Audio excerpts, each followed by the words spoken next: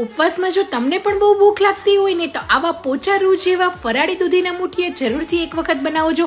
એટલા સરળ બનીને તૈયાર થઈ જશે અને મસ્ત બનશે. તો પોચા રૂ જેવા દૂધીના મુઠિયા બનાવવા માટે એક વાસણમાં 1 કપ જેટલી ગ્રેટ કરેલી દૂધી અને 1 બાફેલું બટેટાની છાલ કાઢીને ગ્રેટ કરી દઈશું. સ્વાદ પ્રમાણે મીઠું, અડધી ચમચી હળદર, અડધી ચમચી જેટલો મરી પાવડર, અડધી ચમચી વરિયાળી, 1 ચમચી આદુ મરચાની પેસ્ટ અને 1 મોટી ચમચી દહીં એડ કરીશું. લીલા ધાણા એડ કરીશું. અને આ દૂધીના મુઠિયા આપણે ઉપવાસ માટે બનાવીએ છીએ એટલે અહીંયા મેં હાથીનો રાજગરાનો લોટ લીધો છે, જે એકદમ ઝીણો લોટ આવશે. આનાથી મુઠિયામાં બાઇન્ડિંગ સરસ આવશે અને મુઠિયા મસ્ત બનશે. તો અહીંયા 1 કપ જેટલો આપણે રાજગરાનો લોટ એડ કરીશું. 2 ચમચી તેલ એડ કરીને પાણી વગર જ લોટને સરસ રીતે મસળીને બાંધી લઈશું. લોટ આ રીતે થોડો ઢીલો રાખવાનો છે જેથી મુઠિયા છે ને એ પોચા બનશે. હવે હાથમાં થોડું તેલ લગાવીને આ રીતે મુઠિયાનો શેપ આપી દઈશું. સ્ટીમરની પ્લેટ પર તેલ કે ઘી લગાવીને આ રીતે મુઠિયા મૂકીને સ્ટીમરને હાઈ ગેસની ફ્લેમ પર ગરમ કરી લઈશું અને 20 થી 25 મિનિટ સ્ટીમ કરી લઈશું. તો એકદમ સરસ એવા મુઠિયા તૈયાર થઈ ગયા છે. ઠંડા થયા પછી મુઠિયાને કટ કરી લઈશું અને મુઠિયામાં વઘાર કરવા માટે અહીંયા આપણે 1 થી 2 ચમચી તેલને ગરમ કરી દઈશું. જીરું એડ કરીશું, લાલ લીલા મરચા,